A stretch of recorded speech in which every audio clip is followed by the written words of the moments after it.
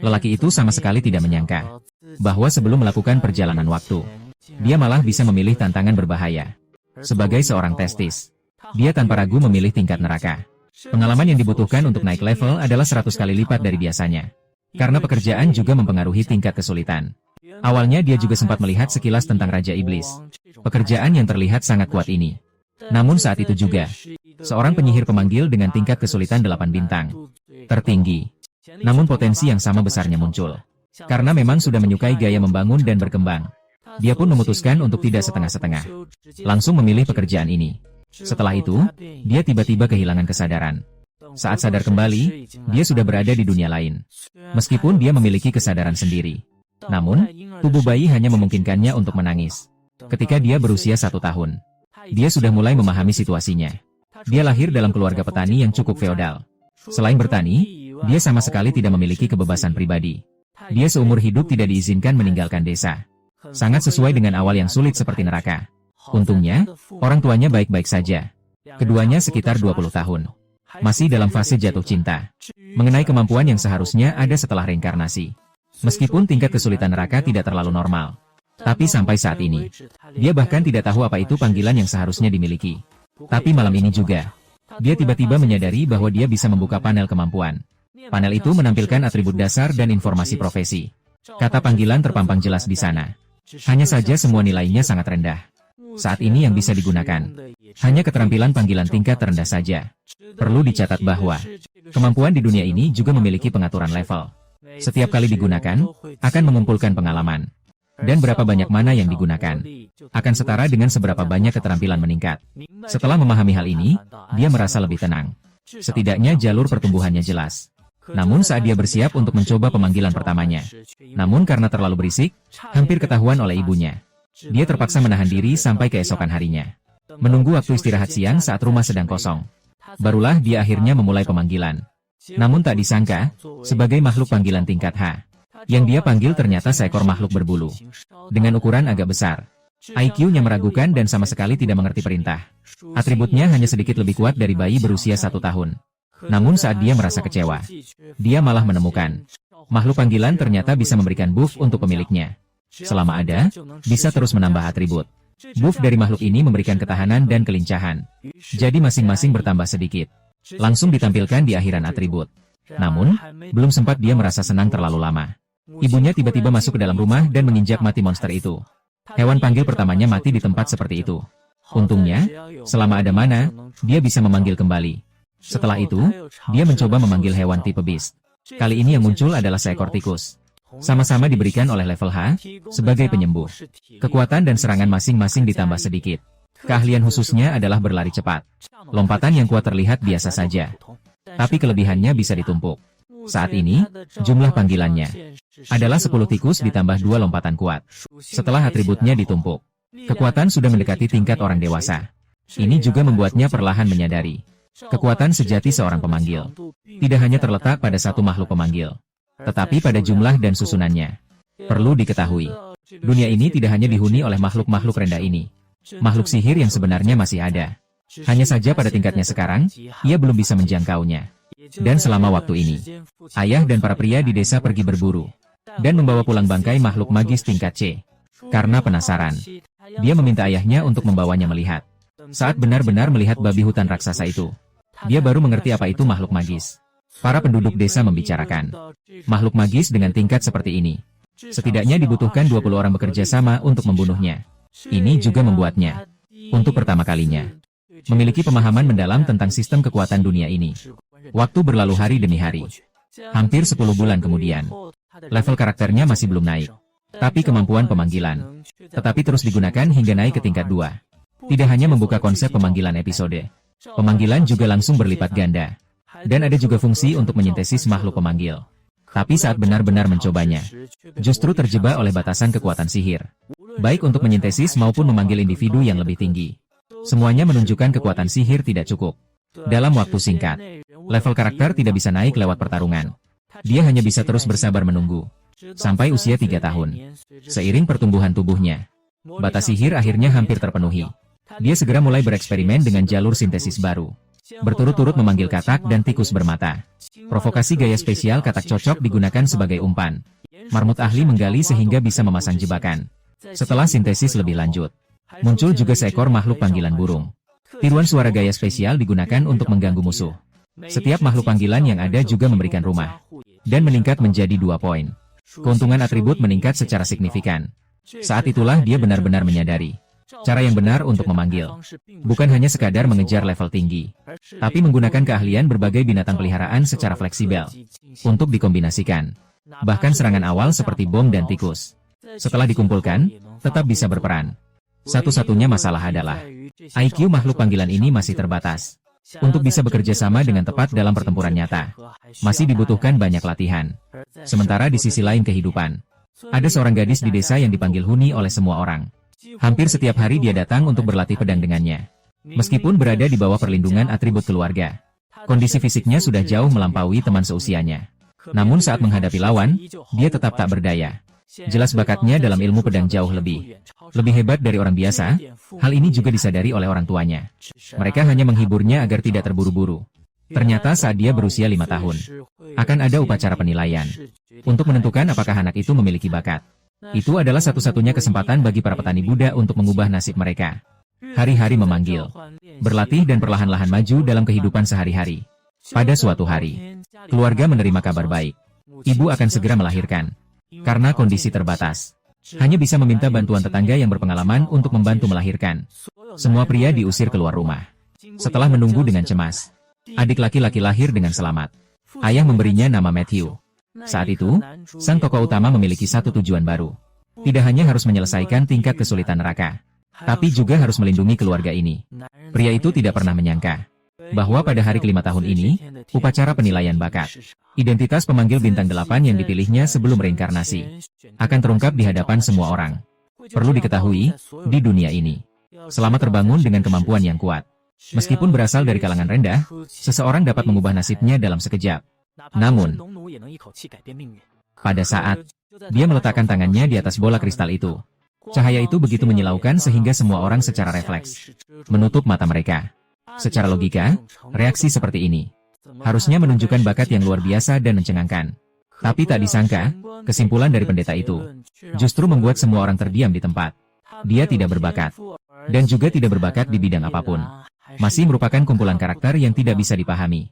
Justru dari kecil, bersama dia tumbuh dewasa, sahabat masa kecil, Kreina menyelesaikan penilaian sebelum dia. Cahaya yang dipancarkan oleh bola kristal juga luar biasa. Setelah cahaya mereda, hasilnya sudah tidak perlu dijelaskan lagi. Pekerjaan langka, Sword Saint bintang 3. Begitulah lahir dari keluarga Buddha Tani. Seiring waktu, suara kekaguman, kekagetan, dan perbincangan terus bermunculan. Masa depan Klerena hampir sudah tertulis. Asalkan dia tumbuh dengan lancar. Di masa depan, dia bisa menjadi ksatria bahkan bangsawan. Hanya tinggal menunggu waktu. Yang membuat orang tak menyangka adalah orang yang bersangkutan sendiri. Namun sama sekali tidak menyadari beratnya bakat ini. Dia hanya merasa kecewa karena tidak bisa menjadi orang biasa. Sedikit sedih, bahkan cemberut dengan wajah tidak senang. Sementara di pihak pria utama, setelah hasil tes diumumkan, tidak mendapatkan ejekan atau tatapan dingin seperti yang dibayangkan. Karena di sekitar desa ini, lebih dari setengah orang sepanjang hidupnya tidak pernah menyadari bakatnya. Tidak memiliki bakat bukan berarti tidak berguna. Hanya berarti akan seperti kebanyakan orang. Dengan jujur bertani dan menjalani hidup, orang tua tetap bersikap biasa setelah mengetahui hasilnya. Bahkan merasa bangga karena kedatangan kehidupan baru. Meskipun keluarga miskin, namun selalu hangat. Hal ini juga membuat tokoh utama merasa bersyukur dari hati. Tapi hanya dia sendiri yang tahu. Ketidakwajaran saat upacara penilaian bukanlah kerusakan. Gumpalan kode acak itu sebenarnya adalah profesi dengan spesifikasi melebihi standar yang belum resmi dimasukkan ke dalam sistem. Summoner bintang 8. Mengenai mengapa tampilannya tampak tanpa bakat.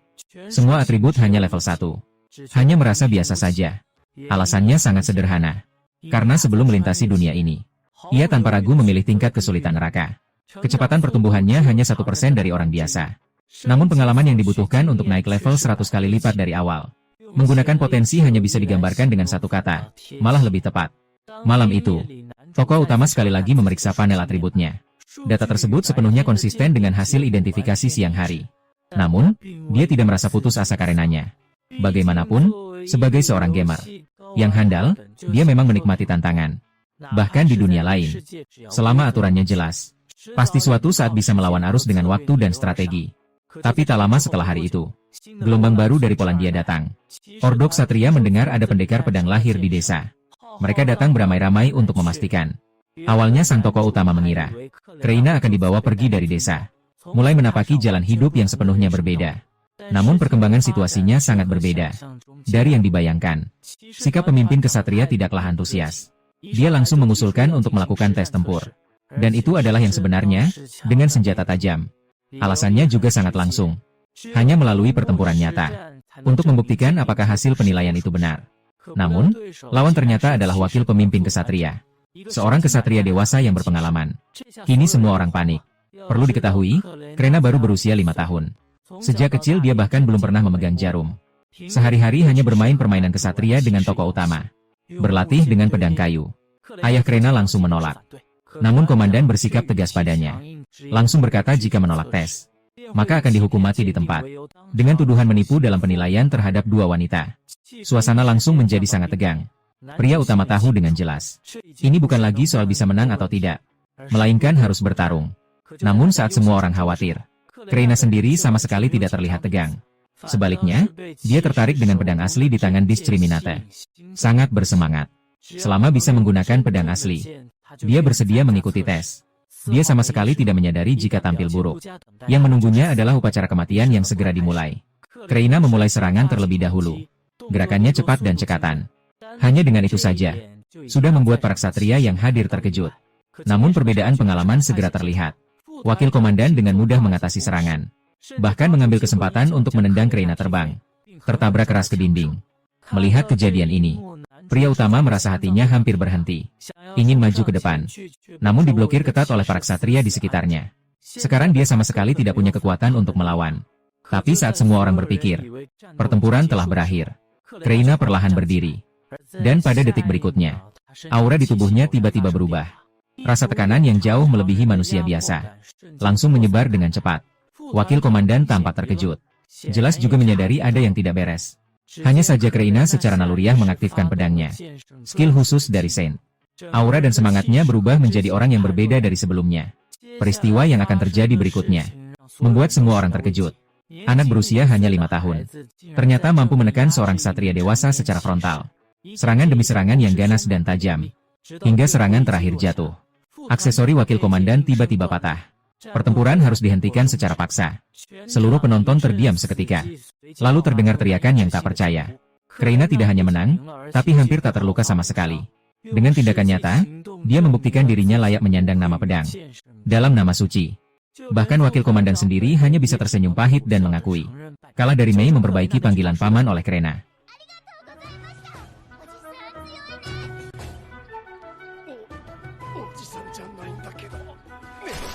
Setelah itu, Ketua Ordo Ksatria dengan sungguh-sungguh meminta maaf kepada keluarga Kreina di depan umum. Dan juga menjelaskan alasan sikap tegasnya. Ternyata 3 tahun lalu, seorang Count pernah mengklaim kelahiran pendekar pedang suci. Tanpa verifikasi ketat langsung ditempatkan di kerajaan. Namun kemudian penampilannya jauh dari yang diharapkan. Setelah penilaian ulang baru ditemukan, bakatnya hanyalah pendekar bintang 1. Kasus pemalsuan serupa bukan hanya terjadi di Grey. Sejak saat itu, kerajaan bahkan semakin meragukan hasil penilaian. Justru karena itu, kali ini harus dipastikan lewat pertarungan nyata. Kini fakta sudah jelas di depan mata. Sang kapten pun tak lagi meragukan. Secara resmi mengakui bakat Kreina. Dan menyatakan bahwa ketika dia berusia 12 tahun, dia dapat melanjutkan studi di kota akademi. Masa depannya sangat menjanjikan. Selain itu, mereka juga akan mengirimkan pengajar ke desa untuk mempersiapkan anak-anak berbakat lebih awal. Dan dalam obrolan santai, ketua juga menyebutkan tentang ayah tokoh utama, dijuluki pahlawan desa. Ternyata, daging babi hutan raksasa di garis depan sangat dihargai oleh pemimpin roh. Prestasi ini sudah lama terdengar oleh Ordo Ksatria. Mendengar ini, sang pria utama baru menyadari. Meski dirinya belum menunjukkan bakat untuk sementara waktu, usaha ayahnya sudah lama membuka jalan yang berbeda bagi keluarganya. Meskipun begitu, sang pria utama sangat menyadari dalam hatinya bahwa yang benar-benar bisa diandalkan pada akhirnya adalah kekuatan itu sendiri. Kreina sudah pasti terbebas dari kelas petani. Namun hubungan kedua keluarga tidak berubah karena itu. Bagaimanapun juga, orang tua kedua belah pihak sejak kecil sudah saling kenal sebagai teman masa kecil. Persahabatan ini tidak akan hilang karena status sosial. Episode ini bukanlah momen klimaks yang biasa dalam arti tradisional, melainkan berfokus pada penilaian bakat, perubahan kelas dan aturan yang berkembang. Tidak ada adegan penindasan yang sengaja dibuat. Juga tidak ada ejekan yang tidak berarti. Sebaliknya, dengan cara yang lembut, menggambarkan ruang untuk pertumbuhan di kemudian hari. Garis utama yang sebenarnya mulai menunjukkan gambaran dari sini. Dodo, kamu bergabung dengan Kitty Driver ya? Oh, bukan, ini SUV besar saya. Lafite, kita ada 6 orang di sini. Pria itu tidak pernah menyangka. Ternyata dirinya dijuluki sebagai 8 bintang terkuat. Kunci seorang summoner sebenarnya tidak hanya sekadar jumlah summon yang banyak. Perlu diketahui bahwa selain makhluk panggilan yang dapat terus memberikan perlindungan atribut kepadanya, yang lebih penting adalah setiap kali dia naik level, baik itu level karakter maupun level keterampilan, nilai kemampuannya akan meningkat berkali-kali. Namun, masalah sebenarnya ada di sini. Karena saat melintasi, dia justru memilih tingkat kesulitan neraka. Bukan hanya pengalaman yang dibutuhkan untuk naik level adalah 100 kali lipat dari orang biasa. Selain itu, dia lahir di keluarga petani tak bebas. Bahkan cara paling dasar seperti keluar desa untuk melawan monster sudah benar-benar ditutup. Meskipun begitu, dia tidak sepenuhnya tak punya cara. Hanya saja kenyataan yang dihadapi. Petani tak bebas tidak boleh keluar seenaknya. Setahun hanya sedikit sekali. Beberapa kesempatan untuk mengikuti orang dewasa berburu. Namun dia masih terlalu muda untuk memenuhi syarat ini. Meskipun keterampilan dapat memperoleh pengalaman dengan digunakan. Tetapi ketika keterampilan pemanggil mencapai level 3, pengalaman yang dibutuhkan untuk terus meningkat sudah sangat berlebihan. Hingga harus dihitung dalam satuan 10 tahun. Singkatnya, lebih lambat daripada kecepatan ibunya melahirkan. Karena itulah, ketika dia menyadari bahwa ibunya sudah mengandung anak ketiga, hatinya malah menjadi lebih rumit. Meskipun begitu, dia tidak sepenuhnya tanpa kemajuan. Seiring berjalannya waktu, kemampuan panggilannya akhirnya berkembang setelah menghabiskan waktu 2 tahun penuh. Tingkatkan ke level 3. Pada saat ini, jumlah pemanggilan meningkat dari 20 menjadi 30. Atribut yang dibawa oleh makhluk panggilan, kali perlindungan juga melonjak drastis. Sementara itu, membuka kunci kemampuan kunci yang dapat mengubah jalur pertumbuhan, memperkuat binatang summon. Skill ini dapat meningkatkan secara permanen atribut binatang summon itu sendiri, dan tidak akan mempengaruhi efek pelindung yang sudah mereka berikan. Karena itulah, dia segera mulai mencoba memperkuat binatang summon yang sudah dimilikinya. Namun selama proses percobaan, kejadian tak terduga terus terjadi. Seperti kartu listrik itu, pada saat dipanggil, masih mempertahankan kebiasaan menyerang wajah, memaksanya untuk bersiap dengan posisi bertahan lebih awal.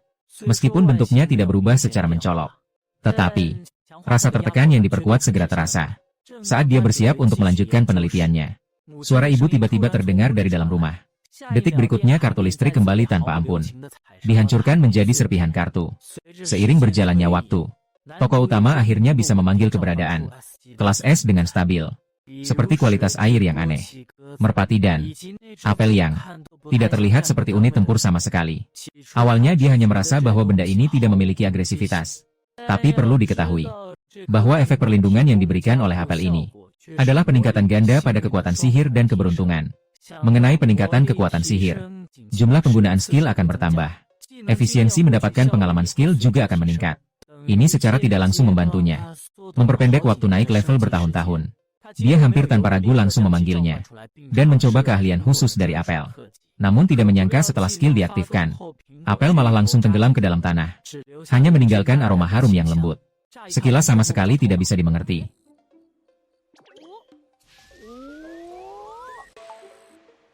Aduh, semuanya menangis dengan warna abu-abu. Hingga kemudian sang pria utama menyadari, aroma itu ternyata memiliki efek menidurkan, sambil juga mempercepat waktu pemulihan kekuatannya. Dari semula 6 jam untuk penuh menjadi 5 jam. Satu-satunya kekurangan adalah begitu trik diaktifkan, apel ini akan sepenuhnya kehilangan bentuk makhluk panggilan. Berakar dan tumbuh seperti pohon. Tidak bisa lagi dikembalikan menjadi kartu. Hari-hari berikutnya terasa sangat monoton. Setiap pagi, dia selalu bersama teman masa kecilnya, Kreiner berlatih pedang. Meskipun di bawah perlindungan binatang panggilan, sifat dasar dirinya sudah meningkat cukup banyak. Namun di hadapan teknik pedang yang sesungguhnya, dia tetap dikalahkan oleh calon pedang suci ini, hingga tak mampu membalas. Namun, justru dari proses kegagalan yang terus-menerus ini, kemampuan seni pedangnya, tanpa disadari juga telah meningkat ke level 3. Akhirnya memiliki kemampuan untuk melindungi diri. Sementara di sisi lain, Tokoh utama setiap hari tetap berlatih melempar. 200.000 kali melempar batu. Dengan keras, ia berhasil meningkatkan keterampilan melempar ke level 3. Namun keterampilan melemparnya belum juga meningkat lagi. Lama-kelamaan dia juga menyadari bahwa kemampuan yang benar-benar bisa tumbuh stabil masih berkaitan langsung dengan pemanggil. Adapun mengapa tidak sering menggunakan keterampilan pemanggilan untuk mendapatkan pengalaman. Alasannya juga sangat sederhana, yaitu karena mana yang terbatas. Setiap 5 jam digunakan sekali secara stabil.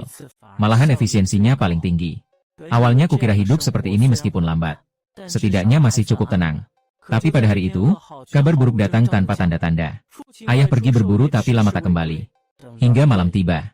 Dia dibawa pulang ke desa dengan tubuh penuh darah. Ternyata saat berburu babi hutan, didorong terbang oleh taring secara langsung. Jika bukan karena ayah Krena yang membawa obat herbal berharga tepat waktu, akibatnya akan sulit dibayangkan. Baru tahu keraguan itu. Akar masalah kecelakaan kali ini bukan pada ayah, melainkan karena warga sipil yang baru bergabung dengan tim berburu. Karena sebagian besar daging babi hutan harus diserahkan kepada tuan tanah. Sisa yang ada sangat berharga bagi orang biasa. Para warga sipil yang sebelumnya tidak pernah ikut berburu. Setelah mendengar bahwa ada pahlawan di antara para budak tani, malah dengan berani meminta untuk bergabung. Meskipun para budak tani tidak setuju, tetapi perintah kepala desa tidak bisa dilawan.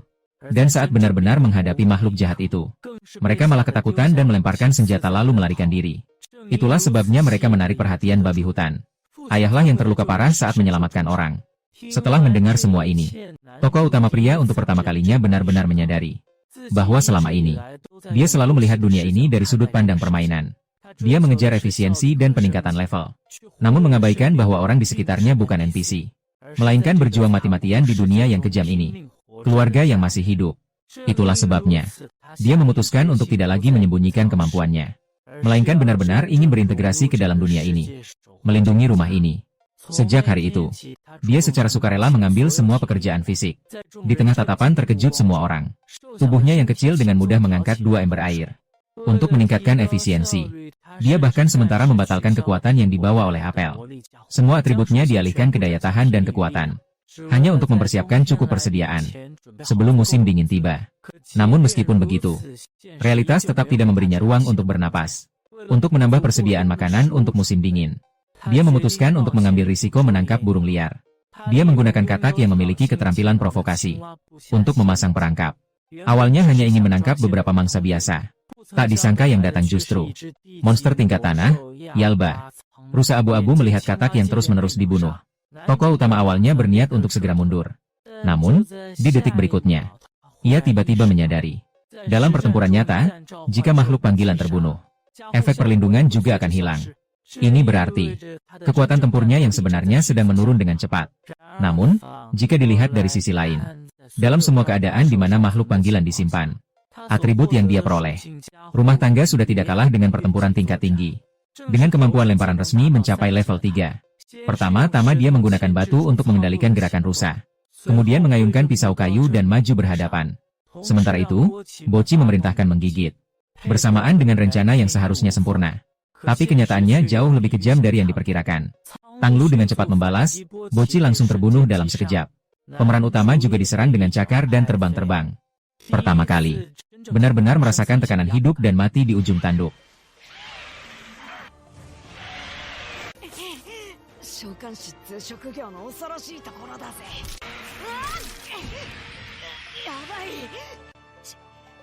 Dia membutuhkan sesuatu yang bagus. Dengan ini, tahap ketiga dari tingkat kesulitan neraka resmi berakhir. Bagaimana selanjutnya untuk membalas serangan musuh yang kuat? Hanya bisa ditunggu sampai musim panas terungkap. Terakhir, saya akan menambahkan sedikit analisis detail. Alasan mengapa tokoh utama yang memiliki profesi 8 bintang tampak memiliki kecepatan pertumbuhan yang mirip dengan pedang suci 3 bintang.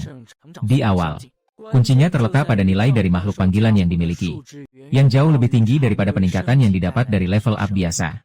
Meskipun makhluk panggilan akan kehilangan kemampuan setelah mati, tetapi dengan jumlah dan kekuatan keterampilan yang diperkuat, dia tetap memiliki potensi yang jauh melampaui levelnya. Jenis pertumbuhan yang lambat ini, namun merupakan jalur perkembangan sistem yang logis dan konsisten. Ini juga yang membuat karya ini paling menarik. Pria-pria tidak menyangka, setelah mereka memilih mode neraka, yang paling dulu berguna, ternyata bukan yang tampak, dengan tangan panggilan yang gagah perkasa, melainkan air yang paling tidak mencolok. Ternyata di dunia ini, penyihir panggilan sebenarnya tidak ada. Dan profesi ini, yang berkembang menjadi 8 bintang. Semakin akhir semakin menakutkan. Tapi masalahnya, dia sekarang baru level 1. Hampir berada di dasar rantai makanan. Namun tepat pada hari itu, dia malah berada di zona aman. Dan bertemu dengan seekor makhluk iblis tingkat bumi, Yarba Changlu. Seharusnya lawan seperti ini. Bahkan beberapa orang dewasa pun harus bekerja sama dan mengeluarkan harga. Apalagi dia hanya anak berusia 6 tahun. Langsung menghadapi. Jelas seperti mengundang kematian. Tokoh utama sangat menyadari. Tidak peduli jenis serangan apa yang dipanggil. Penerima akan segera hancur bersih. Namun di saat-saat terakhir, dia justru mendapatkan ide cemerlang. Dari penerima, dia memanggil air yang terlihat paling tidak berguna. Dengan daya serang yang rendah. Bentuknya masih kecil. Awalnya hanya berniat untuk mengganggu sedikit. Lalu memanfaatkan kesempatan untuk melarikan diri. Namun, setelah benar-benar bertarung, dia baru menyadari bahwa air ini bukan menghisap darah, melainkan nilai kemampuan lawan. Meskipun air ini juga langsung mati jika terkena. Tapi gerakan Changlu, kekuatan dan reaksi semakin menurun sedikit demi sedikit. Melihat adegan ini, pria utama hanya merasa ada peluang. Lalu dengan tegas mengubah strategi, sambil terus memanggil air untuk melemahkan lawan. Sambil menyisipkan panggilan lain yang mengganggu. Begitu berulang kali ditarik-tarik tanpa tahu berapa kali. Hingga akhirnya setelah satu ruangan runtuh, monster tingkat bumi ini akhirnya jatuh ke tanah. Seharusnya, mengalahkan monster tingkat bumi secara langsung dan mendapatkan 100 poin pengalaman.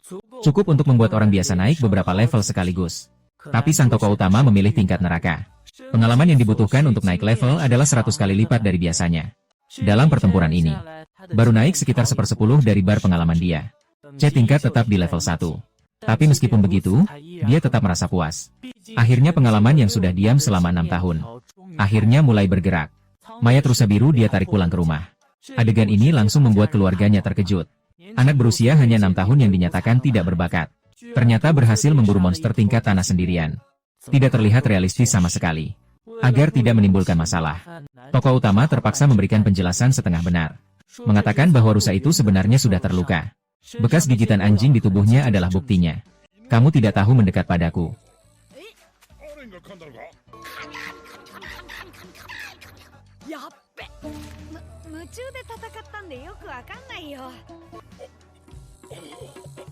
Pernyataan ini terdengar masuk akal. Semua orang hanya bisa menganggap dia beruntung selamat. Segera pekerjaan pengeluaran darah dan pemotongan dimulai. Gerda memberinya penjelasan. Seekor Yalba yang dewasa beratnya sekitar 60 kg. Setelah mengeluarkan darah, bisa dihasilkan sekitar 20 kg daging kering. Sisa bulu dan batu sihir juga bernilai. Tapi masalahnya adalah keluarga tokoh utama adalah petani budak. Sesuai aturan, hasil berburu harus disetorkan 60%. Batu sihir dari monster tingkat daerah dan di atasnya bahkan tidak boleh disimpan secara pribadi. Semua harus diserahkan kepada desa. Kemudian oleh kepala desa diserahkan kepada tuan tanah. Ini berarti sang tokoh utama berburu dengan sekuat tenaga. Akhirnya, yang benar-benar bisa ditinggalkan sangat sedikit. Namun sebenarnya kali ini mereka kebetulan menangkap kesempatan. Ayah sang tokoh utama sebelumnya terluka parah untuk membantu warga sipil. Hal ini sangat dihormati di kalangan petani. Jadi, tokoh utama bekerja sama dengan Gerda. Mereka langsung membungkus cerita ini sebagai tokoh utama yang terluka karena keberhasilan. Keluarga hampir tidak bisa bertahan melewati musim dingin ini. Hanya memaksa anak-anak untuk berburu meski mempertaruhkan nyawa. Keduanya pergi ke rumah kepala desa. Sambil menangis sedih, mereka menyatakan bersedia menyerahkan semua bulu dan pola. Hanya ingin menyisakan dagingnya. Kepala desa awalnya tidak mau mengalah.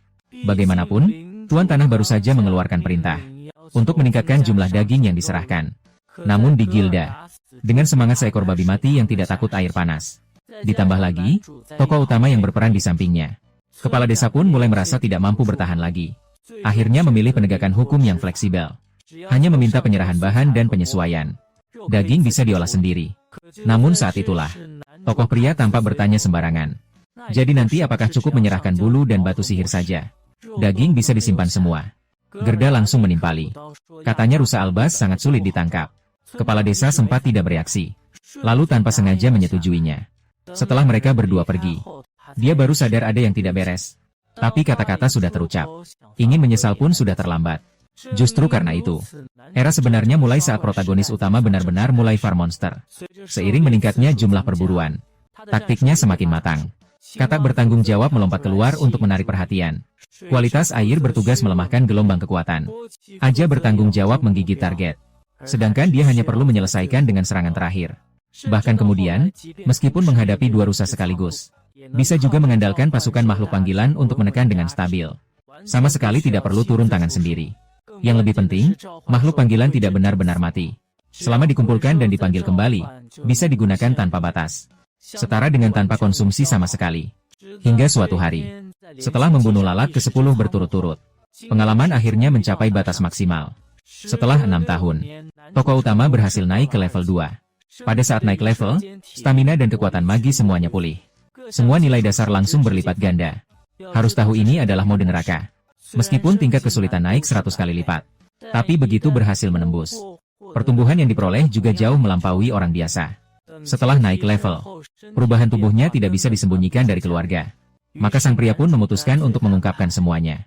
Menyembunyikan rahasia tentang perubahan dirinya. Bohong bahwa saat kecil, dia mendapatkan anugerah dari Dewa Pencipta. Dewa Penjara memberinya kebijaksanaan dan kekuatan.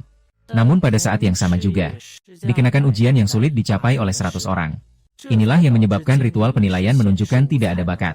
Pernyataan ini berhasil meyakinkan orang tua, terutama ayahnya. Semakin yakin bahwa protagonis pria pasti memiliki bakat luar biasa. Bagaimanapun juga, bahkan Klena yang memiliki bakat untuk bangkit dan melihat suci, juga tidak mampu membunuh monster dengan satu serangan.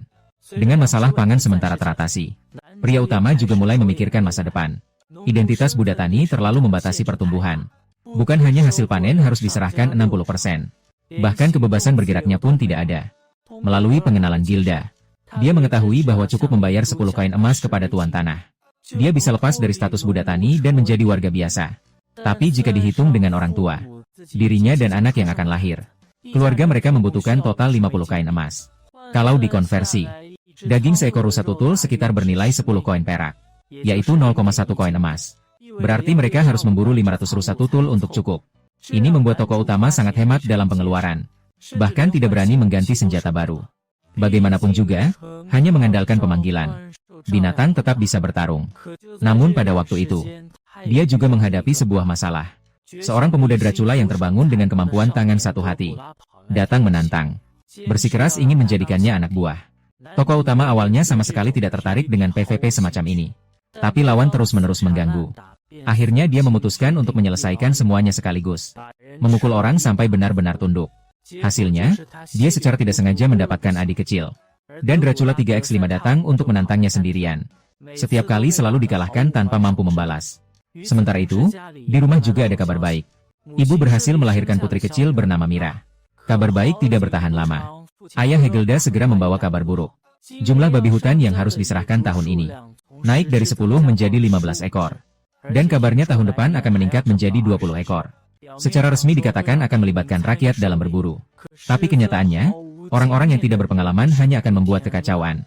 Lebih buruk lagi, jika tugas tidak diselesaikan. Tuan Tanah bahkan memaksa untuk merekrut petani budak dari wilayahnya. Bagi orang lain ini adalah krisis. Tapi di mata pria utama ini justru sebuah peluang. Pengalaman babi hutan tingkat C mencapai 400 poin. 4 kali lipat dari rusa biru. Berkat dukungan Dewa Pencipta, dia langsung meminta hak komando dari ayahnya. Berencana untuk ikut berburu secara langsung. Sambil memastikan keamanan, juga menghubungkan. Bagaimanapun, dia sangat paham. Hanya dengan meningkatkan frekuensi berburu, tidak akan menyelesaikan masalah mendasar. Hanya dengan meningkatkan kekuatan secara keseluruhan kita bisa benar-benar bertahan hidup. Dan ini adalah tempat di mana mode neraka benar-benar dimulai. Itulah konten terbaru dari mode neraka yang dibuka tanpa batas. Selanjutnya, saya akan menambahkan beberapa analisis detail. Tokoh utama meskipun merupakan summoner bintang 8 terkuat di dunia, namun berbeda dengan karakter tradisional yang kuat. Meskipun dapat menggabungkan atribut summon tanpa batas, tokoh utama tidak memilih jalan untuk menjadi dewa dengan tubuhnya. Sebaliknya, berdasarkan pengalaman pemain hebat di kehidupan sebelumnya, ia menggabungkan kemampuan khusus yang dimiliki setiap summon untuk bertempur melawan musuh yang lebih kuat. Pengaturan ini justru melengkapi dasar bagi protagonis setelah memilih mode neraka, untuk memudahkan pertarungan tingkat atas di kemudian hari. Ditambah lagi setiap kenaikan level, digambarkan dengan sangat detail. Justru memenuhi rasa ingin tahu penonton tentang logika pertumbuhan, meningkatkan kepercayaan dan sensasi cerita. Daripada langsung menjadi makhluk yang tak terkalahkan sejak awal. Cerita utamanya bisa dibilang pelan atau cepat tergantung situasinya. Bagaimanapun juga, tak ada yang pernah melihat orang naik ke level 4 dan melahirkan 3 anak sekaligus. Bisa dikatakan ibu dari tokoh utama sangat hebat. Selain itu, dalam setting episode pertama, di dunia ini, pahlawan terkuat dan Raja Iblis, hanya memiliki 5 bintang. Sedangkan penyihir yang memanggil tokoh utama memiliki 8 bintang. Jadi, tingkat 4 ini adalah transisi. Setara dengan tutorial di desa pemula. Kesulitan neraka yang sebenarnya akan muncul secara bertahap nanti. Kesulitan naik level hanyalah hal kecil. Dalam komik, bahkan nyawa monster. Biasanya ratusan kali lipat. Dan selanjutnya juga akan melawan pasukan Raja Iblis. Tokoh utama yang awalnya masih menikmati semuanya. Segera dia akan membawa tangan panggilan dan berperang di seluruh dunia. Tak lama lagi dia akan merasakan apa arti nyata dari kenyataan. Ketika pria utama yang seperti sapi dan kuda adalah komandan raid di kehidupan sebelumnya. Terbiasa berada di belakang untuk mengatur seluruh situasi. Melihat orang lain bertarung mati-matian. Sambil makan dengan tenang. Tapi setelah terlahir kembali di dunia lain. Baru dia menyadari. Di sini sama sekali tidak ada mekanisme pengalaman tim. Tidak benar-benar terlibat dalam pertempuran. Bahkan sedikit pengalaman pun tidak akan diberikan. Tapi dia justru memilih. Kesulitan 8 bintang di awal permainan. Tingkat perolehan pengalaman dipaksa turun hanya menjadi 1%. Zhao Li bilang ini adalah awal permainan yang benar-benar neraka. Apalagi identitasnya di kehidupan ini hanya seorang budak tani. Tidak diizinkan meninggalkan desa sembarangan. Lebih lagi untuk secara aktif memburu monster dan naik level. Jalur pertumbuhan hampir sejak awal sudah teracuni. Tapi profesi penyihir panggilan sendiri bukanlah pekerjaan yang mengandalkan wawancara langsung. Kelebihan sejati tidak terletak pada seberapa banyak damage yang bisa diberikan oleh summon, melainkan pada setiap summon yang dia panggil. Menggunakan tangan akan menambah biaya terhadap atribut utama, dan di masa depan dapat membentuk sistem yang lengkap. Begitu pertempuran terbentuk, seseorang bisa menanggung semua output, pertahanan dan penyembuhan, pengendalian dan pengintaian, setara dengan satu pasukan lengkap. Masalahnya hanya satu. Dalam kondisi tidak bisa ikut bertempur. Bagaimana cara mendapatkan pengalaman? Hingga usia 7 tahun, dia baru berhasil meyakinkan ayahnya untuk mendapatkan kesempatan ikut berburu bersama warga desa. Namun target buruan kali ini adalah babi hutan monster level C. Dengan status dan usianya, dia hanya bisa berdiri di kejauhan mengamati. Tidak bisa benar-benar ikut bertempur. Berburu. Kekuatan keseluruhan berada di antara kelas C hingga D. Tidak punya bakat yang mencolok. Semua bergantung pada teknik yang biasa setiap hari. Justru membentuk sebuah proses tanpa cedera yang sangat stabil. Secara kasat mata, perjalanan keluar ini baginya sepertinya hanya perlu menambah pengalaman. Dan membunuh babi hutan tingkat C tidaklah mudah. Kalau cuma 1 atau 2 saja sih oke. Tapi kalau jumlahnya banyak, korban hampir tak terhindarkan. Yang lebih merepotkan adalah, Tuan Tanah juga meminta desa meningkatkan jumlah pemburuan setiap tahun. Kalau cuma mengandalkan kekuatan saja, pasti akan bermasalah suatu saat nanti. Itulah sebabnya, tokoh utama mulai menggunakan pola pikir permainan dari kehidupan sebelumnya. Untuk membongkar kembali seluruh proses berburu. Yang cepat bertugas mengalihkan perhatian. Tank depan sudah berdiri di posisi lebih awal. Menunggu babi hutan menabrak dengan momentum larinya. Orang berbulu panjang langsung menusuk lubang hidung untuk mengendalikan. Kemudian penyerang utama menyerang dari sekeliling. Dan sebelum babi hutan itu jatuh, biarkan warga baru maju untuk menyelesaikan serangan. Dengan begitu, bahkan jika mereka tidak memiliki bakat dan tidak punya pengalaman bertarung sama sekali, mereka tetap bisa mendapatkan pengalaman dalam kondisi yang relatif aman. Semakin banyak orang, berburu malah semakin stabil. Di masa depan, saat menghadapi babi hutan yang lebih banyak, mereka juga bisa menghadapinya dengan tenang. Dari hasilnya terlihat, taktik ini hampir berhasil berburu tanpa cedera. Namun saat sang pria utama mengira dirinya hanya perlu bertanggung jawab memimpin, dia juga bisa mendapatkan pengalaman secara otomatis. Sistem malah memberinya jawaban yang kejam. Setelah berburu selesai, orang biasa pun naik level 1 persatu. Namun catatan pengalamannya tetap kosong. Saat itu dia akhirnya mengerti sepenuhnya. Di dunia ini, memimpin tidak sama dengan terlibat dalam pertempuran. Meskipun kamu telah merumuskan taktik yang sempurna, selama sistem tidak menilai bahwa kamu terlibat dalam pertempuran, tidak ada pengalaman yang bisa kamu dapatkan. Kalau orang lain, langkah ini pasti terjebak. Tapi dia kebetulan adalah pemain tingkat dewa. Pada saat babi hutan berikutnya muncul, dia sudah diam-diam memanggil binatang peliharaan. Tidak perlu menyerang maupun mengeluarkan serangan. Cukup masuk ke dalam jangkauan penilaian pertarungan. Bahkan jika dalam detik berikutnya dia tertusuk babi hutan sampai mati. Selama sistem menganggap dia pernah ikut bertarung, pengalaman akan dihitung. Hasilnya sama persis seperti yang dia perkirakan. Binatang peliharaan langsung tewas dalam sekejap. Tidak ada sisa tulang. Tidak ada yang memperhatikan momen kecil ini. Dan pada saat babi hutan itu jatuh, levelnya langsung meloncat ke level 3. Saat itu, pemikiran menjadi sangat terbuka. Perlu diketahui bahwa pengalaman babi hutan level C adalah 4 kali lipat dari monster level tanah. Di bawah hukuman pengalaman dari tingkat kesulitan wilayah. Masih merupakan sumber daya yang sangat berharga. Asalkan bisa dengan stabil mendapatkan assist. Kecepatan naik level sama sekali bukan masalah. Begitulah 3 bulan berlalu diam-diam. Pemain utama hampir sepenuhnya mengandalkan kecerdikan untuk mendapatkan pengalaman. Naik ke level 6. Tambahan atribut dari penyihir mulai terlihat. Kekuatan dia sudah jelas melebihi kebanyakan orang dewasa. Namun dia justru ingin benar-benar terjun ke dalam pertempuran. Dia harus mendapatkan persetujuan dari ayahnya. Jadi dia memikirkan sebuah cara.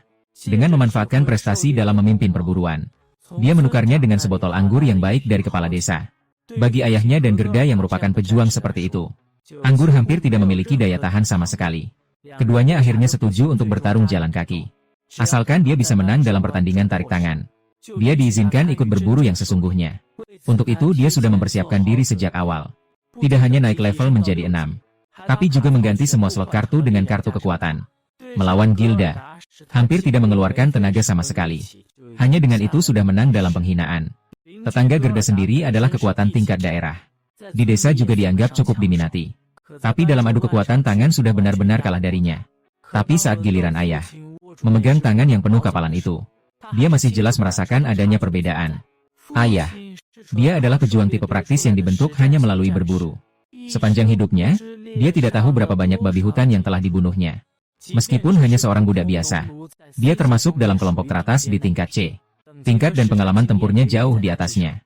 Jadi meskipun tokoh utama sudah jelas memperpendek jarak, akhirnya dia tetap kalah dengan sangat telak. Karena itu, ayahnya memberinya syarat. Kapan bisa mengalahkan diri sendiri? Kapan sebenarnya diizinkan untuk terjun ke medan perang? Justru setelah ini, masalah baru muncul. Babi hutan dan rusa musim gugur adalah monster musim gugur. Setelah memasuki musim panas, hampir tidak ada keahlian. Ini berarti selama 9 bulan penuh, dia akan kehilangan sumber pengalaman utama. Waktu telah tiba di bulan Juni, tetapi levelnya tetap di level 6. Namun, keterampilannya mengalami terobosan penting. Pemanggilan dan penguatan keduanya naik ke level 4. Tidak hanya membuka pemanggilan makhluk tingkat 1, tetapi juga mengunci sebuah keterampilan yang terlihat sangat tidak masuk akal, yaitu penyimpanan. Ruang penyimpanan ini hampir tidak terbatas. Tidak ada petunjuk kapasitas dan tidak ada batasan jumlah. Dari sudut pandang pemain, ini jelas tidak sesuai dengan logika desain yang umum. Istri pemula memberikan gudang tanpa batas. Tidak terlihat seperti keuntungan sama sekali. Sampai sistem memberikan permintaan langkah berikutnya. Segala sesuatunya akhirnya cocok. Dimulai dari makhluk panggilan tingkat 1. Pembuatan dan penggabungan juga memerlukan konsumsi mode. Dan harus dimasukkan ke dalam ruang penyimpanan terlebih dahulu agar berlaku.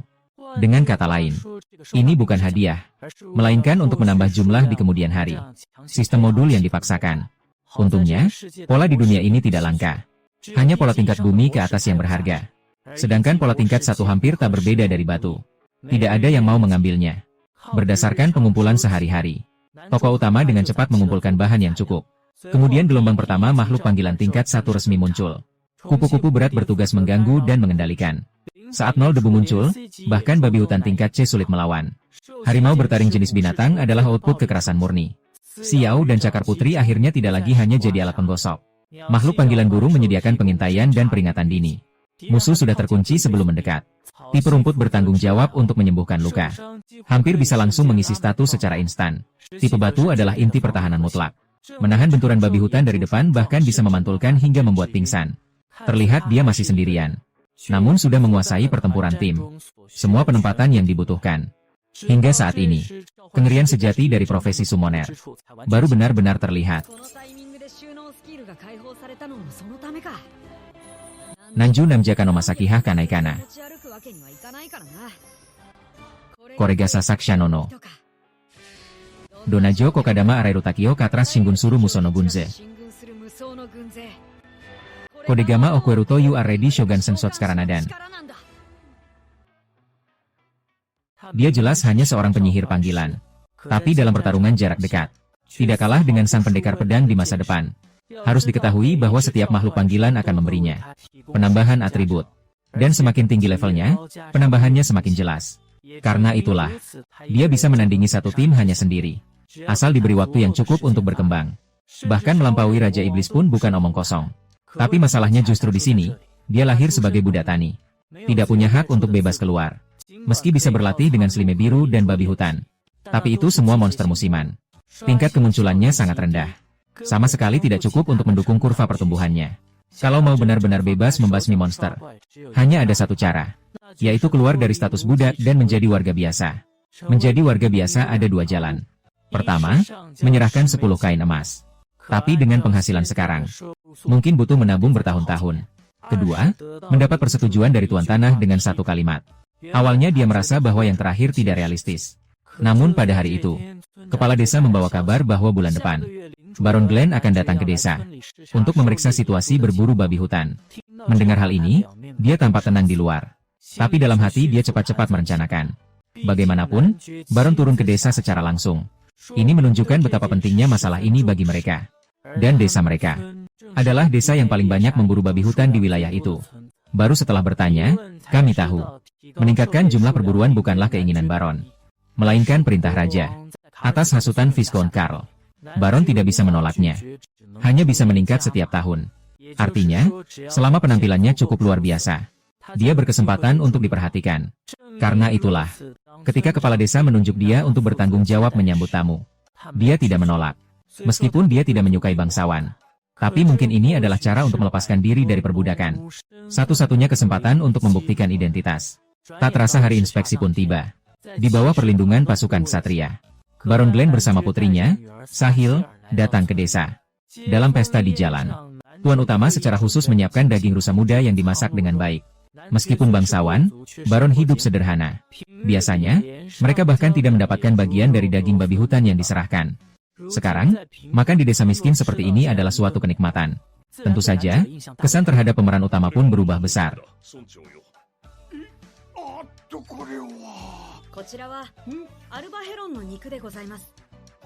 Tidak bisa menulis bug di mono.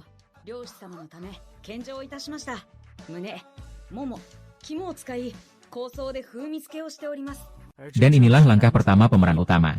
Bagaimanapun, jika hanya seorang anak kecil, ujian saja mudah diabaikan. Tapi jika lawan bicara menyukai kamu, kejujuran memiliki bobot yang berbeda. Selanjutnya adalah pertunjukan berburu yang utama. Tokoh utama telah membangun menara pengawas sebelumnya. Ini memudahkan Baron dan rombongannya untuk menonton sepanjang acara. Tim berburu kini sudah menggunakan senjata yang lebih canggih. Di barisan depan mengenakan armor yang terbuat dari kulit babi hutan. Mereka memegang perisai besar yang dibuat dari kulit babi hutan di kedua sisi. Aspek taktis juga telah melalui beberapa iterasi. Pertama, tim anak-anak akan mengeluarkan babi hutan. Kemudian pasukan perisai maju untuk menahan serangan, mengendalikan musuh. Lalu penembak tombak menyerang dari samping. Saat babi hutan mati, anggota baru akan menyelesaikan serangan untuk mendapatkan pengalaman.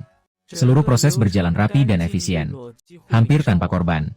Baron awalnya berencana minta dukungan dari ksatria jika perlu. Melihat pemandangan ini, tidak bisa tidak terkejut. Perlu diketahui bahwa di dunia ini, babi hutan adalah monster tingkat C. Bahkan jika ksatria turun tangan, belum tentu bisa semudah ini. Dan sekarang sekelompok, yang dulunya bahkan sulit untuk mengganti senjata, ternyata bisa berburu dengan stabil. Bahkan mampu mengatasi dua musuh sekaligus dengan lancar. Dan saat semua orang mengira semuanya telah berakhir, tiba-tiba ada dua babi hutan masuk ke arena. Kapten ksatria Zenov bersiap mengirim bantuan. Namun sang tokoh utama langsung menghentikan. Dia dengan cepat membagi pasukannya menjadi dua jalur. Mengulangi proses sebelumnya. Segera kedua babi hutan itu ditangani dengan tuntas. Alasan kami bisa mencapai ini. Salah satunya karena peningkatan perlengkapan. Di sisi lain, karena optimalisasi taktik. Sebelumnya, pajak mencapai 60%. Sehingga para budak tani hanya bisa bertahan hidup. Mereka sama sekali tak mampu mengganti perlengkapan. Sekarang, berkat akumulasi seperti bola salju, barulah kami bisa meraih hasil seperti hari ini. Tapi sebenarnya, proses ini memiliki makna yang jauh lebih dari sekadar menyelesaikan bagian. Ini sederhana dan mudah untuk dipromosikan. Cukup dengan budak tani untuk melaksanakannya. Tidak hanya berlaku untuk wilayah ini. Bahkan bisa dipromosikan ke seluruh negeri. Tokoh utama memanfaatkan kesempatan untuk mengajukan dua permintaan. Pertama, dia berharap kulit dan tulang babi hutan bisa diberikan untuk desa. Untuk membuat lebih banyak perisai. Persiapan untuk tahun depan. Baron langsung setuju. Harapan kedua adalah mengizinkan budak membeli dan menjual minuman keras. Untuk menyeimbangkan risiko penurunan harga daging di masa depan. Baron mengatakan akan mempertimbangkan dengan hati-hati. Lalu kembali ke rumah kepala desa. Baron secara resmi mengumumkan hadiah untuk keluarga utama. Keluarga Gerda. Dan keluarga Klena diberikan status warga sipil. Dan dijanjikan bahwa setiap petani yang berpartisipasi dalam berburu selama 10 tahun juga akan mendapatkan perlakuan yang sama. Saat itu dia hampir tidak percaya bahwa hal ini datang begitu mudah. Namun saat dia membayangkan masa depan, hidup bebas dari monster. Namun, sang Baron tiba-tiba berubah arah. Dan menyatakan akan memberikan penghargaan khusus kepada pemimpin tim berburu, Rodan. yaitu ayah dari tokoh utama, dan memintanya untuk mengajukan satu permohonan. Ayahnya berpikir sejenak, lalu berkata, ingin agar tokoh utama bisa bekerja di kediaman Baron, meskipun hanya sebagai pelayan atau pembantu. Kata-kata ini langsung membuat hati sang pria utama dingin setengah mati. Bagi ayahnya, ini adalah kehormatan terbesar. Tapi bagi dia, ini berarti kehilangan kebebasan. Bahkan lebih sulit bergerak daripada Nunu. Dia berpikir keras mencari solusi. Tapi melihat ayahnya berlinang air mata, dia tak tega menolak di tempat. Yang lebih parah, Baron itu langsung setuju di tempat. Bahkan langsung memberinya status sebagai pelayan pria. Sahir terlihat bingung setelah mendengar itu. Sementara ayahnya hampir menangis karena terharu. Tokoh utama hanya bisa menelan kata-kata penolakan itu. Namun dalam hati dia diam-diam merencanakan. Kalau perlu, anggap saja kediaman Baron itu sebagai Dungeon baru. Sebelum eksekusi, penduduk desa mengantar perpisahan. Dracula mengirimkan sebuah belati pendek sebagai hadiah. Kleina juga datang. Untuk menghilangkan suasana berat perpisahan, tokoh utama mengusulkan untuk bermain permainan kesatria sekali lagi. Tapi kali ini dia tidak lagi menyembunyikan kekuatannya. Dia akan mengganti semua slot kartu tambahan dengan konfigurasi tipe ketangkasan. Serangannya adalah penekanan cepat. Meskipun Kleina memiliki bakat pedang suci bintang 3, meskipun menghadapi angka yang diperkuat secara menyeluruh, dia perlahan mulai kalah. Tak lama kemudian, dia berhasil menguasai keadaan. Namun yang patut disebutkan, di permukaan, dia sudah cukup untuk menang. Tapi Kleina tidak menggunakan jurus maut yang sesungguhnya. Saat bertarung melawan wakil kapten kesatria sebelumnya, dia pernah menunjukkan serangan ledakan. Jika digunakan untuk menentukan menang kalah, belum bisa dipastikan. Akhirnya keduanya sepakat bahwa pertarungan ini dianggap seri. Nanti akan bertanding lagi untuk menentukan pemenang. Dan mengenai kemampuan tokoh utama juga ada kesalahpahaman. Bukan berarti semakin banyak makhluk panggilan, bonusnya bertambah tanpa batas. Saat ini dia paling banyak hanya bisa mendapatkan bonus dari 40 makhluk panggilan secara bersamaan. Untuk melewati batas itu, harus terus naik level. Dan saat bertarung melawan Kurenai, dia tidak memperkuat serangan dan ketahanan, melainkan membagi peningkatan ke atribut lain. Ini juga berarti, gaya bertarungnya bisa disesuaikan kapan saja. Baik memperkuat secara seimbang atau ledakan titik tunggal. Fleksibilitasnya sangat tinggi. Begitulah, di bawah pengawasan keluarga dan penduduk desa, dia naik kereta menuju ke rumah Duk Nanjue. Setelah menjalani kehidupan sebagai petani selama 8 tahun, akhirnya dia menjadi seorang warga sipil, dan memasuki dunia yang lebih luas. Meskipun jalan di depan mungkin tidak mudah. Justru karena itu, dia semakin bersemangat. Telah hidup kembali di dunia ini selama 8 tahun. Akhirnya, tokoh utama mulai benar-benar merasakannya. Betapa menakutkannya profesi summoner. Orang lain biasanya harus berkelompok untuk menyerang goblin. Melangkah dengan hati-hati. Tapi dia malah menyerang goblin secara beramai-ramai. Asalkan tempatnya cukup luas. Sekali panggil bisa sampai puluhan. Bahkan ratusan makhluk magis. Namun sebenarnya di mata orang luar, dia hanyalah seorang pelayan kecil di kediaman bangsawan. Seorang pelayan yang tidak mencolok. Perkara ini harus dimulai dari statusnya. Awalnya sebagai anak budak. Ayahnya berjuang untuknya. Dan berhasil mendapatkan kesempatan masuk ke rumah pelayan utama tentara selatan. Dan bukan sembarang pelayan, melainkan dianggap sebagai anggota keluarga yang dihormati. Itulah sebabnya, dia bisa tetap di sisi putri tuan tanah, Cecil, menjadi pelayan pribadi. Meskipun nyonya muda sering mengabaikannya. Sikapnya juga tidak bisa dibilang lembut. Namun justru memberinya 2 hak istimewa yang sangat penting. Di dalam rumah aneh itu, selain pasangan Baron, hanya Cecil yang bisa langsung memerintahkannya. Cecil memiliki 1 hari bebas setiap minggu. Asalkan tidak mengganggu pekerjaan, dia bisa keluar dari rumah bahkan keluar kota. Dan hari itu adalah kesempatan untuknya bangkit. Namun pada hari istirahat pertamanya, dia dengan penuh harap berlari ke Serikat Petualang. Ternyata harus berusia minimal 12 tahun untuk mendaftar. Sedangkan dia sekarang baru berumur 8 tahun. Kalau benar-benar menunggu sesuai aturan selama 4 tahun, itu baru latihan bela diri dengan biaya sendiri. Jadi dia tidak putus asa, melainkan mendekati papan tugas dan bertanya pada para petualang untuk mendapatkan informasi. Orang-orang yang ramah memberitahunya, makhluk level B ke bawah tersebar luas. Semakin jauh dari kota, levelnya semakin tinggi. Dan makhluk besar yang sesungguhnya, semua berkumpul di sekitar pegunungan Naga Putih. Seperti monster tingkat C dengan hadiah 3 koin perak. Seperti pembantai tingkat B bernama Grushu yang bernilai 200 koin emas. Apalagi yang memiliki hadiah 1000 koin emas. Seekor naga putih yang tak pernah ditaklukkan dan dihormati. Mendengar ini, dia mulai merencanakan sesuatu. Pada hari libur kedua, dia bangun sebelum matahari terbit. Dia meninggalkan kota dengan lencana akses dari Baron. Mengingat jarak dan intensitas perjalanan, dia menetapkan target pada monster tingkat daerah dalam jarak 10 km. Dan mempersempitnya lagi dalam jarak 3 km ke Goblin. Untuk mengurangi waktu perjalanan, Selanjutnya, dia akan menguji kemampuan makhluk panggilannya. Pertama adalah Chili. Dia membuat burung panggilan binatang Haku Ying maju 2 langkah. Lawannya mampu menjalankan instruksi dengan tepat dan memahami perintah sederhana.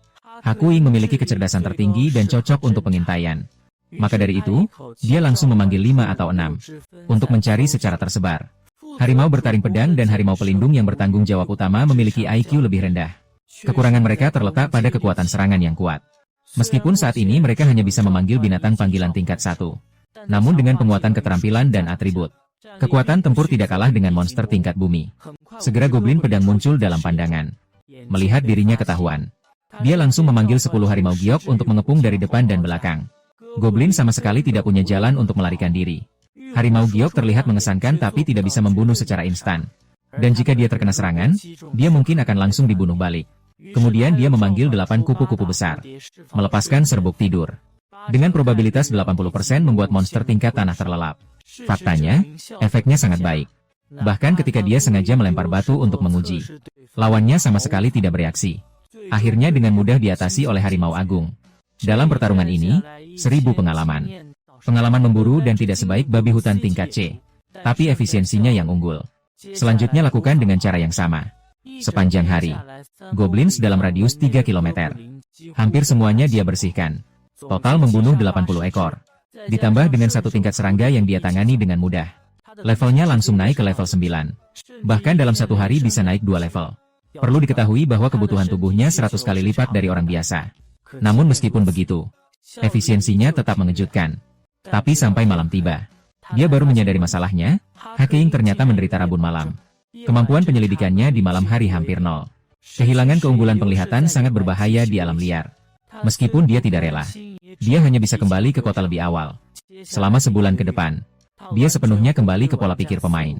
Setiap hari libur dia pergi berburu, menggunakan hasilnya untuk memperbarui perlengkapan.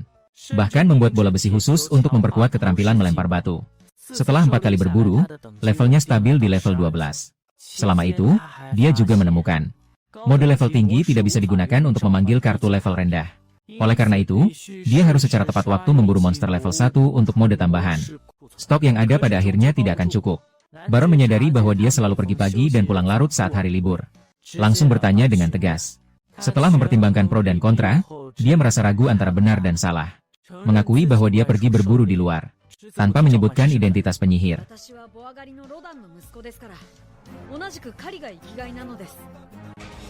Oh, tidak mungkin itu. Pengorbanan saya cukup besar. Laporan yang saya terima, Baron salah mengira dia hanya memburu kelinci licik tingkat 1. Sebaliknya, dia menunjukkan pengertian. Malah bersedia membeli dengan koin lebih dari harga pasar.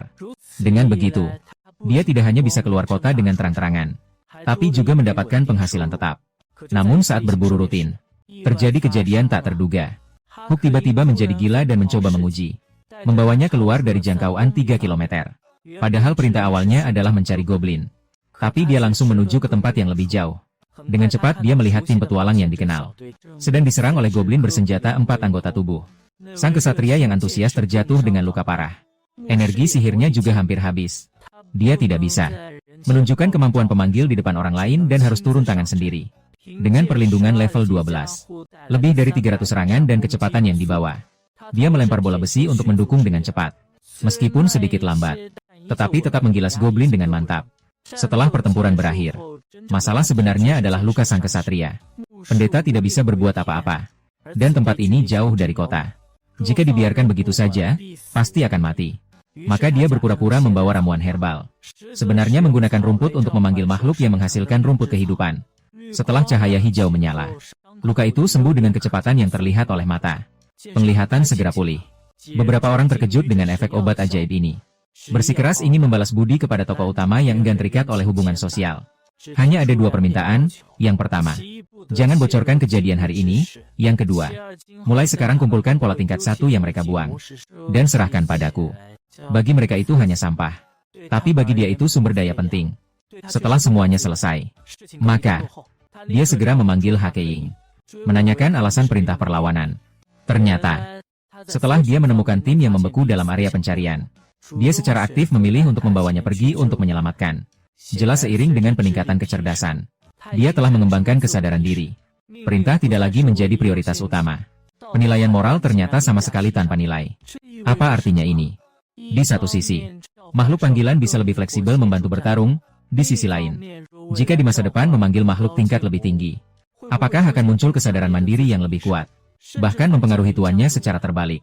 Selain itu dia juga menyadari, membunuh bersama tim bisa mendapatkan 80% pengalaman. Ini membuka kemungkinan baru untuk masa depan. Identitas penyihir ada hari terbukanya.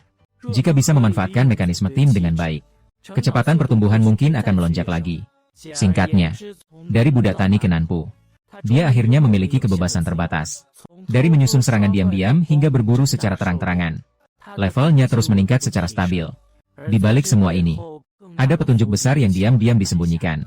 Putra Tuan Tanah akan kembali dari latihan. Jago sejati akan segera muncul. Dan makhluk yang tak pernah berani diserang di puncak pegunungan Naga Putih masih tetap bersemayam di puncak gunung.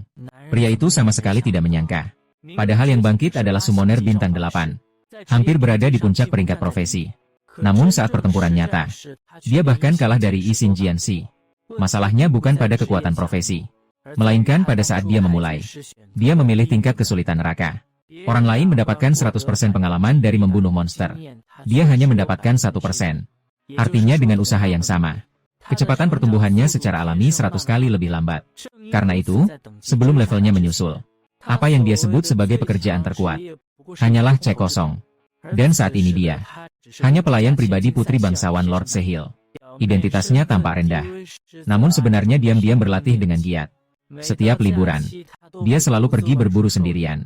Mulai dari lonceng lengan tingkat rendah. Seiring naik level, dia segera menyadari sebuah fakta yang kejam. Monster di bawah level 1, pengalamannya terus menyusut. Meskipun begitu, dia tetap terobsesi dengan perasaan. Atribut yang naik setiap hari.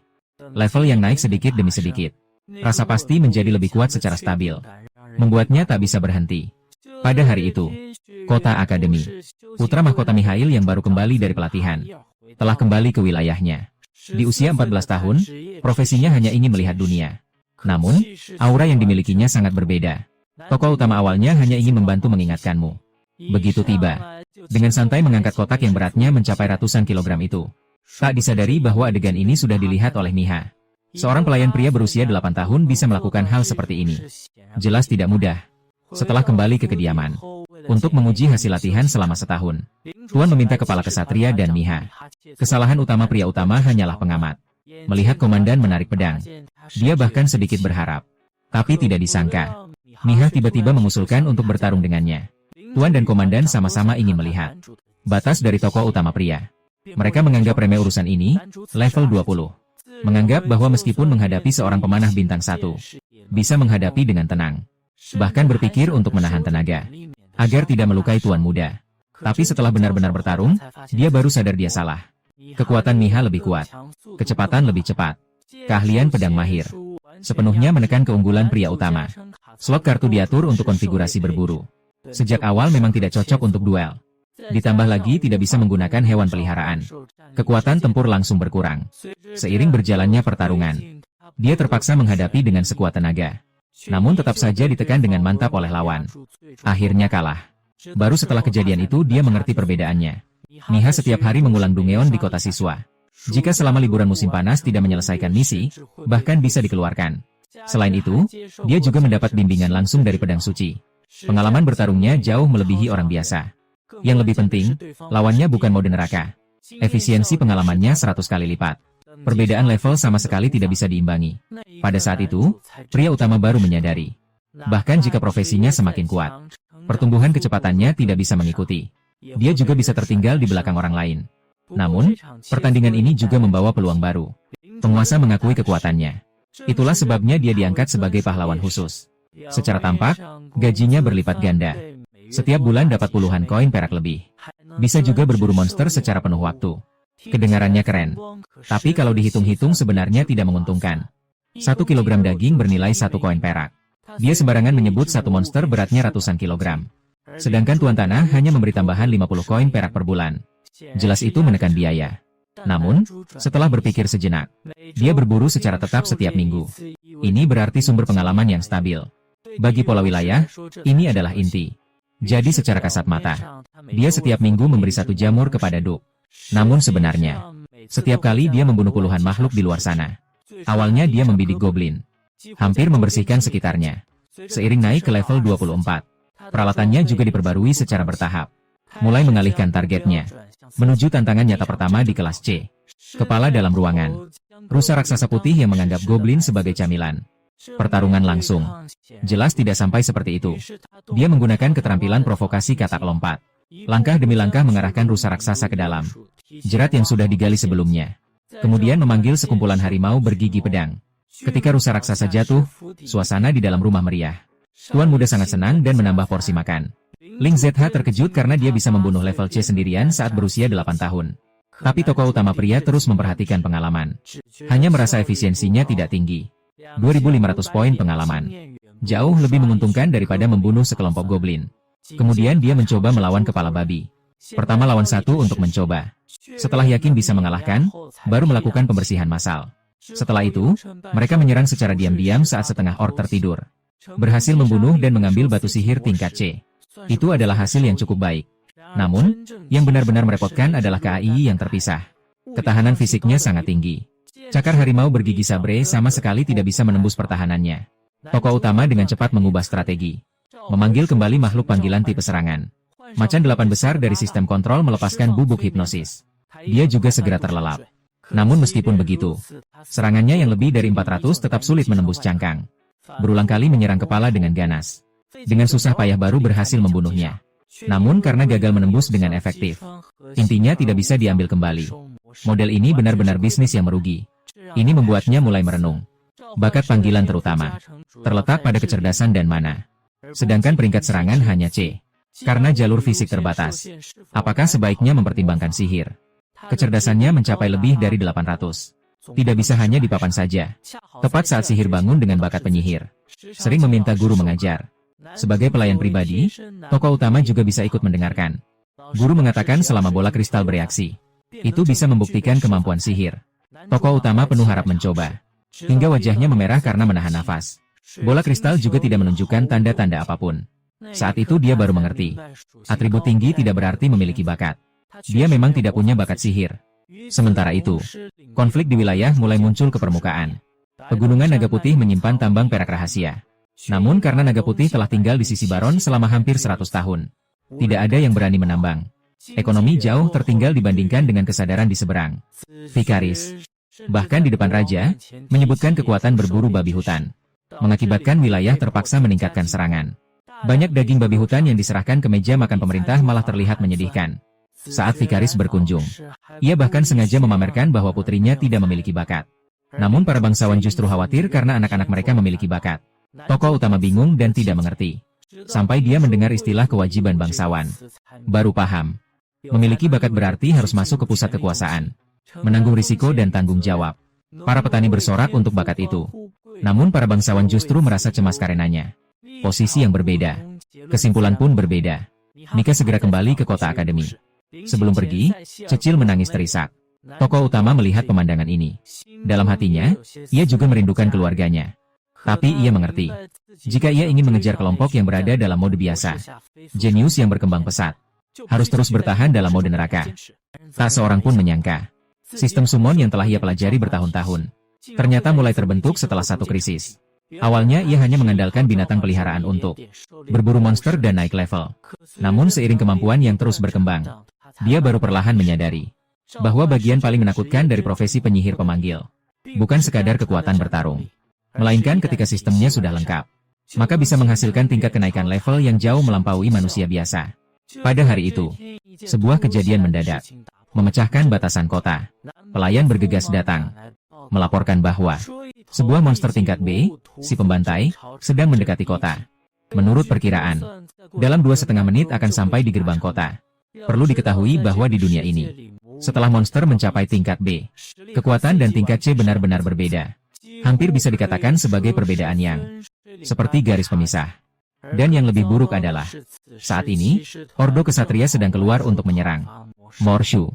Kota hampir tidak memiliki kemampuan untuk melawan pendudukannya. Setelah mendengar berita itu, tokoh utama segera bergegas ke gerbang kota Sahil. Meskipun khawatir tentang keselamatannya, tapi situasinya sudah sangat mendesak. Bagaimanapun, si pembantai itu bukan hanya monster tingkat B, tapi juga memiliki hadiah hingga 2.000 koin emas. Di seluruh wilayah, dia termasuk ancaman yang sangat berbahaya. Ketika sang protagonis sampai di tempat kejadian, pemandangan di depannya semakin membuat hati takut. Monster itu berukuran besar, kekuatan yang luar biasa.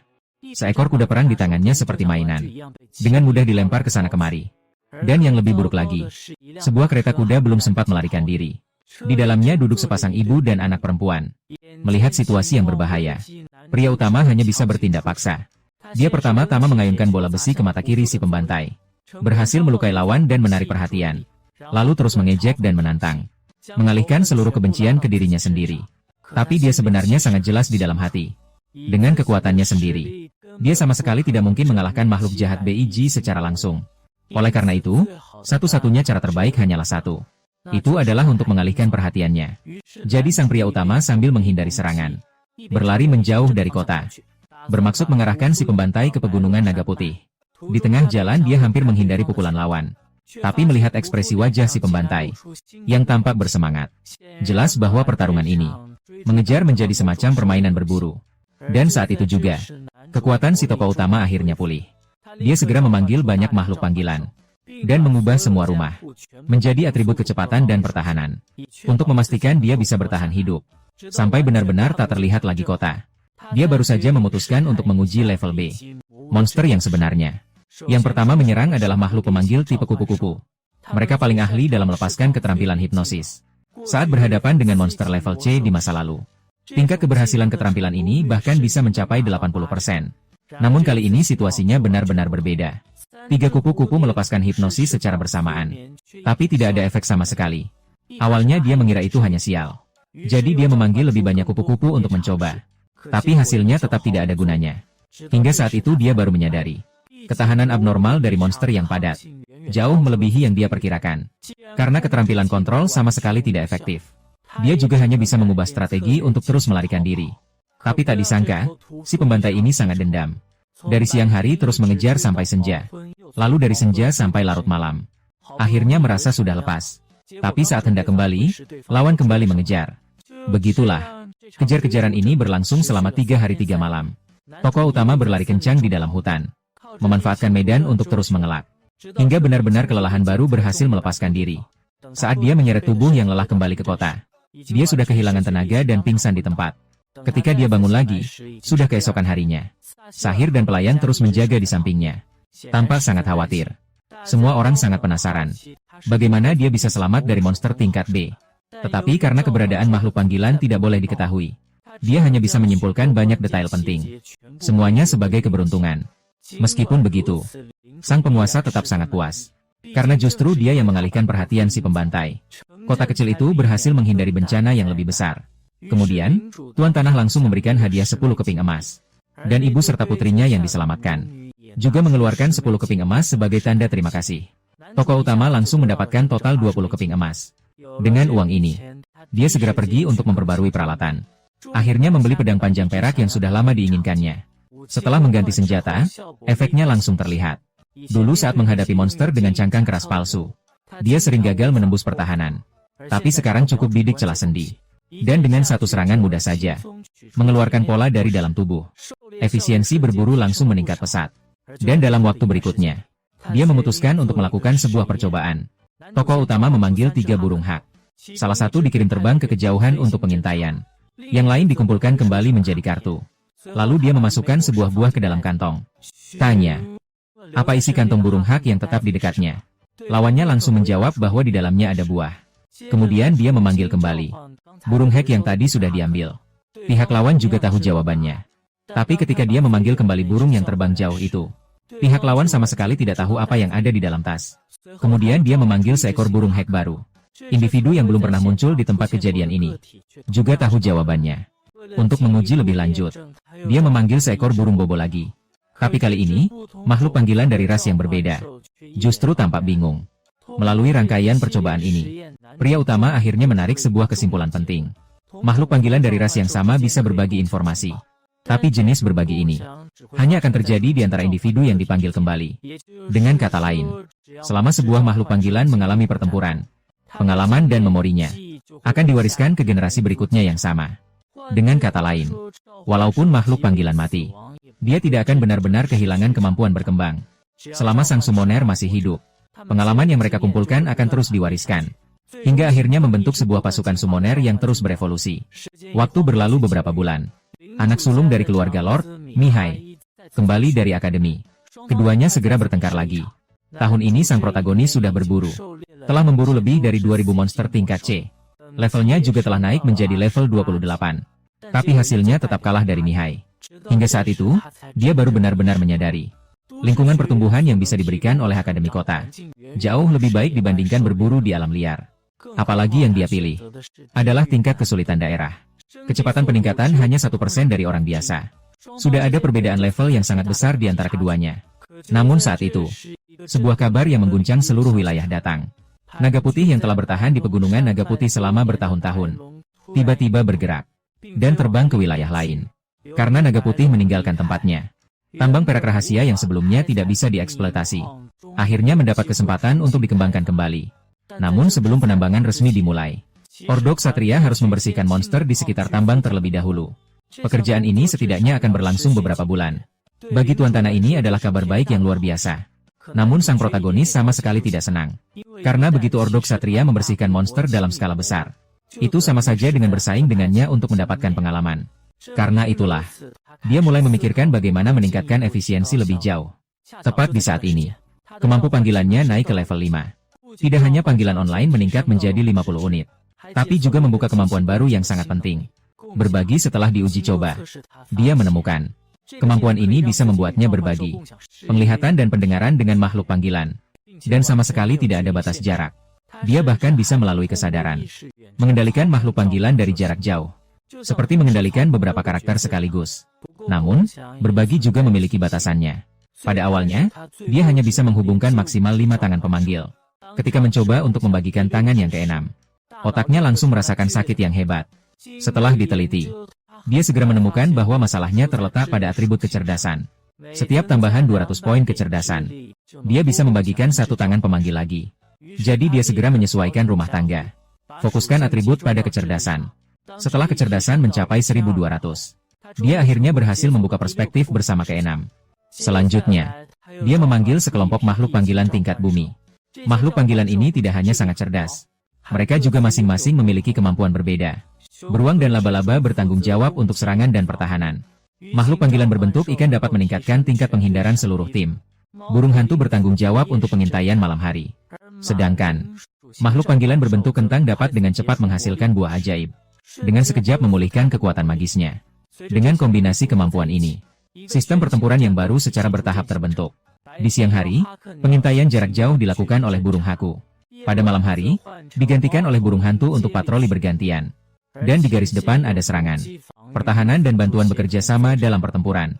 Tokoh utama segera menyadari, jika memecah makhluk panggilan ini menjadi beberapa tim kecil, dia bahkan bisa berburu di beberapa area secara bersamaan.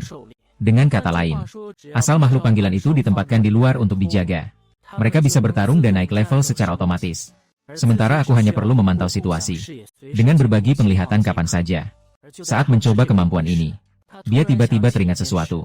Karena berbagi tidak terbatas jarak. Apakah itu berarti dia juga bisa menggunakan makhluk panggilan untuk pulang kampung dan melihat-lihat? Maka untuk pertama kalinya dia melihat dari sudut pandang bersama. Dari kejauhan desa yang sudah dikenalnya, King Mei sedang mengobrol dengan anak pandai besi. Ayahnya masih bekerja di ladang. Ibu sedang mengepang rambut adiknya di dalam rumah. Sang pria utama tidak mengganggu mereka. Hanya sebelum pergi, dia diam-diam meletakkan sebuah koin emas di ambang jendela. Raja Soda.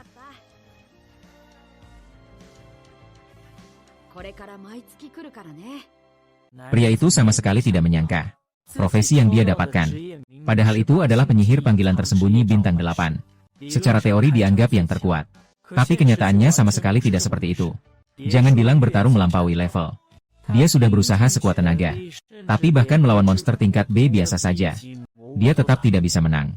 Masalahnya bukan pada profesinya yang lemah, tapi karena dia memilih tingkat kesulitan neraka sejak awal. Dalam tingkat kesulitan ini, membunuh monster hanya mendapatkan 1% pengalaman dari orang normal. Orang lain bisa naik level dengan mudah hanya dengan membunuh beberapa monster. Sementara dia berjuang keras berjam-jam, levelnya hampir tidak bergerak. Levelnya sangat tertinggal. Membuat profesi yang seharusnya menakutkan ini justru terlihat agak konyol. Namun, sang tokoh utama segera menyadari. Karena efisiensi perolehan pengalaman sangat rendah. Maka satu-satunya cara adalah mengandalkan jumlah. Dia memanfaatkan kemampuan penyihir untuk mengendalikan makhluk panggilan dari jarak jauh. Dan memikirkan cara peningkatan yang sangat aneh. Dengan melakukan AFK untuk memburu monster. Banyak makhluk panggilan yang dia biarkan di luar untuk diburu secara terus-menerus. Monster yang sendirian bahkan masih bekerja sebagai pelayan di rumah tuan. Pengalaman mereka kadang-kadang otomatis masuk. Makhluk panggilan berburu tanpa henti siang dan malam. Selama monster itu mati, pengalaman akan kembali kepadanya melalui kemampuan berbagi. Setara dengan memiliki sebuah legiun latihan otomatis yang tidak pernah istirahat selama 24 jam. Namun, hari-hari baik itu tidak bertahan lama. Karena sang penguasa bersiap untuk menambang kembali tambang perak murni di pegunungan. Sementara gua tambang sudah dikuasai oleh monster. Jadi, Ksatria akan segera memulai penyerangan besar-besaran. Kalau menunggu Ksatria bergerak, semua paket pengalaman ini akan hilang. Agar sebelum Ksatria datang, dia bisa mengumpulkan pengalaman sebanyak mungkin. Protagonis memutuskan untuk menyerang terlebih dahulu. Target langsung diarahkan ke monster besar. Selama dia bisa membasmi satu raksasa, berarti dia bisa sekaligus panen puluhan, bahkan ratusan monster. Target pertamanya adalah raksasa goblin. Seiring levelnya meningkat perlahan, monster tingkat rendah ini sudah tidak lagi menjadi ancaman. Pemain utama pertama-tama memerintahkan makhluk panggilan untuk menutup semua jalan keluar. Lalu mengeluarkan pasukan panggilan yang terdiri dari beruang dan laba-laba. Menghancurkan secara langsung. Meskipun jumlah goblin tidak sedikit. Namun di hadapan makhluk panggilan yang terus berdatangan, mereka sama sekali tidak bisa bertahan. Bahkan Raja Goblin segera dikeroyok dan dibunuh oleh makhluk panggilan dari jenis jantan. Dalam pertempuran singkat, dia berhasil membunuh lebih dari 200 goblin. Mendapat hampir 50.000 pengalaman. Dalam beberapa bulan berikutnya, dia hampir membersihkan semua pemukiman goblin di sekitar. Level pun akhirnya naik perlahan dari level 30 menjadi 35. Saat sang tokoh utama sibuk berlatih dengan gila-gilaan, putra sulung keluarga bangsawan, Mihail, juga menyelesaikan masa sekolahnya dan kembali. Sampai di rumah. Seharusnya ini adalah hal yang patut dirayakan. Tapi ekspresinya sangat berat. Baru saja bertemu, Mihail langsung mengusulkan untuk bertanding lagi dengan tokoh utama. Keduanya selalu berlatih sekali setahun. Tapi kali ini jelas berbeda. Tokoh utama kali ini juga mengeluarkan seluruh kemampuannya. Meningkatkan atribut diri melalui berbagai kartu panggilan. Kecepatan dan kekuatan meningkat pesat dibandingkan tahun lalu. Sangkaan awalnya setidaknya bisa menang sekali. Namun, pertarungan baru saja dimulai. Dia sudah merasakan ada yang tidak beres. Mihail seolah bisa melihat gerakannya sebelumnya. Baik serangan maupun perubahan gerakan dengan mudah diatasi. Padahal atribut kecepatan dirinya lebih tinggi. Kekuatan juga tidak jauh berbeda. Tapi jarak dalam seni pedang sama sekali tidak bisa ditutupi. Akhirnya, pedang sang tokoh utama kembali terpental. Dia kembali kalah. Namun, Mihail jarang menunjukkan ekspresi pengakuan. Dia bilang setidaknya tahun ini, tokoh utama sudah bisa membuatnya serius menghadapi. Namun setelah penghinaan berakhir, Mihail tiba-tiba mengumumkan bahwa dia akan segera menjalankan apa yang disebut kewajiban bangsawan. Tidak ada yang menjelaskan apa sebenarnya itu. Hanya tahu bahwa mulai hari berikutnya dia akan meninggalkan rumah. Kemungkinan besar dia tidak akan kembali dalam 3 tahun. Ekspresi pemimpin spiritual dan nyonya sangat berat. Sementara Mihail sebelum berangkat, lebih dari itu, dia secara khusus memeluk pemeran utama pria. Dengan suara pelan memohon padanya, "Kamu harus melindungi adik perempuanmu dengan baik di masa depan." Pada saat itu, pemeran utama pria jelas merasakan tangan lawan yang sedikit gemetar. Seolah-olah sudah memperkirakan sesuatu sejak awal. Waktu berlalu dengan cepat, sudah setengah tahun. Goblin hampir seluruhnya telah dibersihkan. Karakter utama kemudian mengalihkan targetnya ke troll setengah manusia yang lebih berbahaya. Semua setengah manusia adalah monster tingkat C. Kekuatan mereka jauh di atas goblin. Dan jumlahnya bisa mencapai ratusan. Pertarungan awalnya cukup lancar. Ritual pemanggilan jantan dapat menekan setengah manusia biasa 1 lawan 1. Laba bertanggung jawab mengendalikan pemanah. Tapi seiring semakin dalamnya pertempuran, situasinya tiba-tiba berubah. Tiba-tiba sebuah bola api jatuh dari langit. Ternyata di dalam pasukan ada penyihir orc yang bisa menggunakan sihir. Serangan sihir itu langsung membuat makhluk panggilan mengalami kerugian besar. Pemain utama hanya bisa memanfaatkan kesempatan, menggunakan keterampilan lemparan untuk membunuh salah satu penyihir. Tapi penyihir yang tersisa dengan cepat bersembunyi di balik perlindungan dan melanjutkan sihir. Sementara itu, masalah yang sebenarnya pun muncul. Raja Orc, makhluk magis level B ini sangat mengerikan kekuatannya. Binatang panggilan jantan hampir langsung dihancurkan begitu disentuh. Meskipun tokoh utama bisa terus memanggil unit baru, kecepatan membunuhnya jauh tertinggal dari lawan.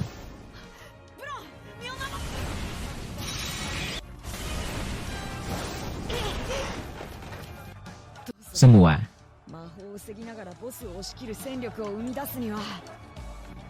Kuriwah, benar-benar dingin ya.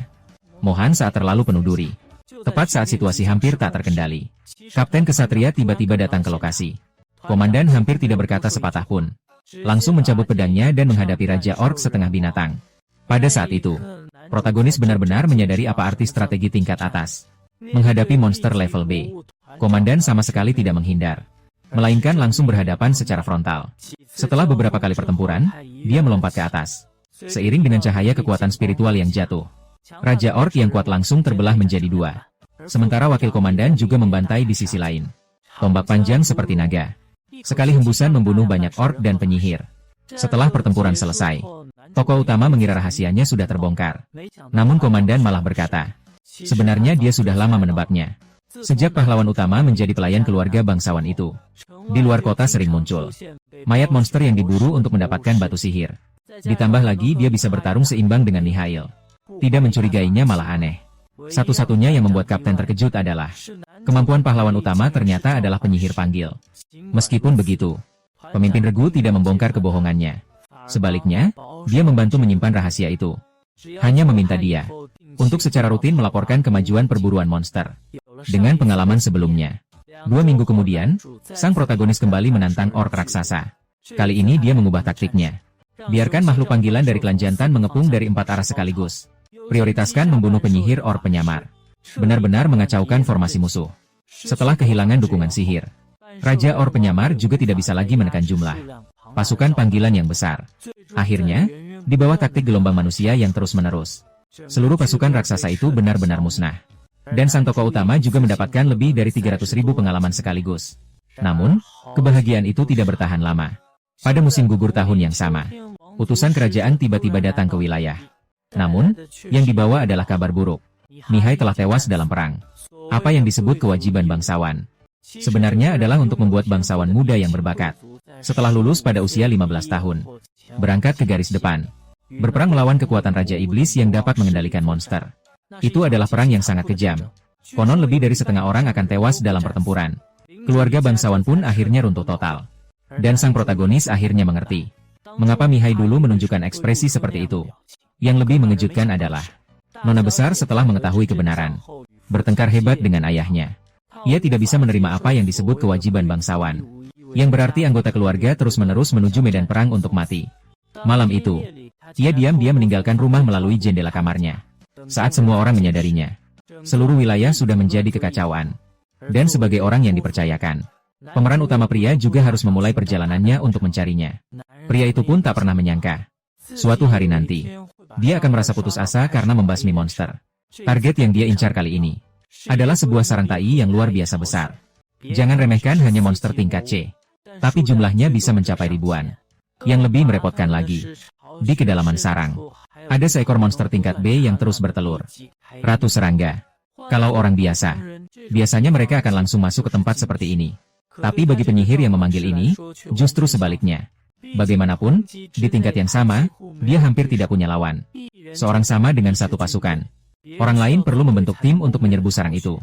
Dia sepenuhnya bisa mengandalkan jumlah dan konsumsi. Pelan-pelan menghabiskan. Awalnya penyerbuan berjalan cukup lancar. Pasukan di luar sudah di depan makhluk panggilan. Hampir tidak ada daya untuk melawan.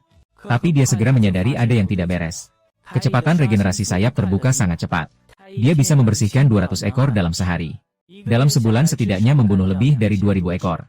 Tapi jumlah di sarang sama sekali tidak berkurang. Bahkan struktur dalamnya pun belum terungkap. Ini sudah bukan regenerasi normal lagi. Melainkan, seperti dilemparkan ke dalam sebuah dumeon yang terus diperbarui tanpa batas.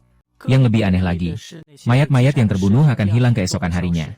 Dia segera menyadari, mayat-mayat itu kemungkinan besar digunakan kembali oleh sang ratu.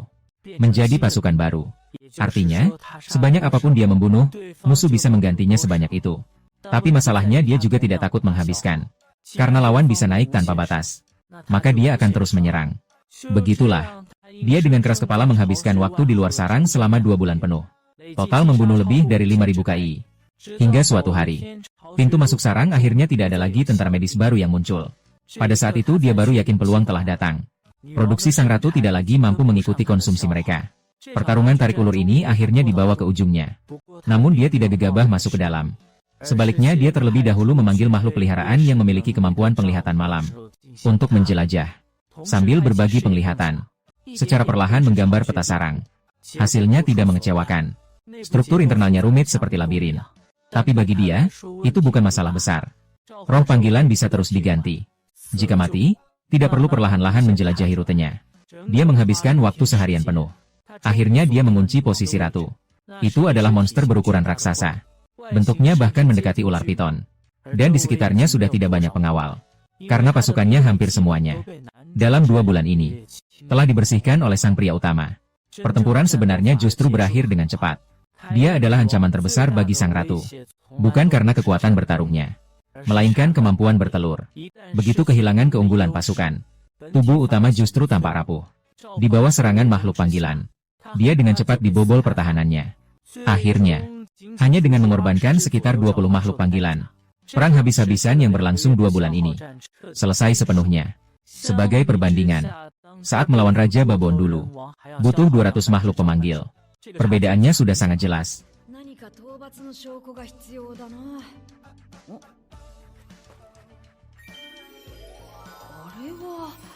Keesokan harinya, dia langsung membawa mayat Ratu Kai pulang, mengira akan membuat seluruh tempat terkejut. Namun, hasilnya dipertanyakan. Bagaimanapun, dalam pemahaman semua orang, lubang ini sama sekali tidak mungkin bisa ditaklukkan. Apalagi tidak ada yang pernah melihat Ratu. Tapi dia juga tidak banyak menjelaskan. Langsung menunjukkan bahan dari lubang yang ditemukan di sekitar lubang, serta menyerahkan peta lengkap lubang tersebut. Itulah yang membuat Baron dan pemimpin Ksatria harus menerima kenyataan. Seorang anak berusia 11 tahun tidak hanya membersihkan sarang sendirian, tapi juga secara tidak sengaja menemukan jalur tambang baru. Menurut aturan, dia akan mendapatkan hak 30% dari hasil tambang. Ini bukan sekadar kekayaan, lebih dari itu. Ini secara langsung mewujudkan kebebasan finansial. Tapi baginya, semua ini malah tidak begitu penting. Apa yang benar-benar dia inginkan adalah meninggalkan tempat ini untuk berpetualang. Dan juga pada waktu inilah, perubahan Sehil meninggalkan kesan mendalam baginya. Dulu, karena kematian saudaranya dalam perang, remaja yang menghindari takdir itu, setelah mengalami semua ini, akhirnya mengerti bahwa hidup itu penuh pilihan. Dan kali ini, dia memilih untuk mengambil tanggung jawab keluarga seperti kakaknya. Semuanya awalnya berjalan ke arah yang stabil, sampai utusan Wang datang lagi dan membawa Viscount dari sebelah. Mereka mengajukan proposal yang disebut pengelolaan bersama tambang. Kedengarannya bagus, padahal sebenarnya hanya ingin mengambil keuntungan. Baron menolak saat itu juga, dan memutuskan untuk pergi ke ibu kota secara langsung untuk mengonfirmasi hal ini. Kedua belah pihak berpisah dengan tidak bahagia. Namun, tepat dari momen ini, situasi sepenuhnya berubah. Pada malam hari kedua setelah utusan pergi, kediaman tiba-tiba diserang. Tujuan pihak lawan sangat jelas, yaitu Lu Zhou-Seisiar. Pria utama segera bertindak, tapi segera menyadari bahwa orang-orang ini tidak sembarangan. Jelas mereka adalah petarung terlatih, dan sama sekali tidak berniat berlama-lama. Saat dia bersiap menghadapi mereka dengan serius, mereka langsung melemparkan granat asap. Dia tanpa perlindungan terkena dan pingsan. Ketika dia bangun lagi, dia sudah terikat, dan Sehir berada di sebelahnya. Untungnya dia tidak panik. Selama dia masih bisa melihat, dia masih bisa menggunakan kemampuan panggilan. Dia mengirimkan tangan panggilan kecil untuk pengintaian, menjelajah lingkungan di sekitarnya. Tak lama kemudian, dia menyadari posisi mereka tidak benar. Di luar jendela bukan tanah melainkan ketinggian di udara. Mereka dibawa ke di atas kapal pulau sihir yang terbang di udara. Jalan mundur hampir sepenuhnya terputus. Yang lebih penting adalah, saat melakukan penyelidikan lebih lanjut, ia mendengar suara yang familiar. Vikaris dan yang disebut utusan kerajaan itu. Hingga saat ini, ia baru sepenuhnya mengerti. Semua ini sama sekali bukan perintah dari Wang, melainkan sebuah konspirasi yang sepenuhnya. Tujuan mereka hanya satu, yaitu merebut tambang. Dan kartu yang mereka miliki adalah Cecil sebagai sandera. Setelah menyadari hal ini, dia tidak ragu lagi. Karena tidak ada yang akan datang menyelamatkan. Hanya bisa mengandalkan diri sendiri. Langkah berikutnya sangat sederhana. Pertama, cari cara untuk melarikan diri. Lalu buat seluruh kapal heboh dan berantakan.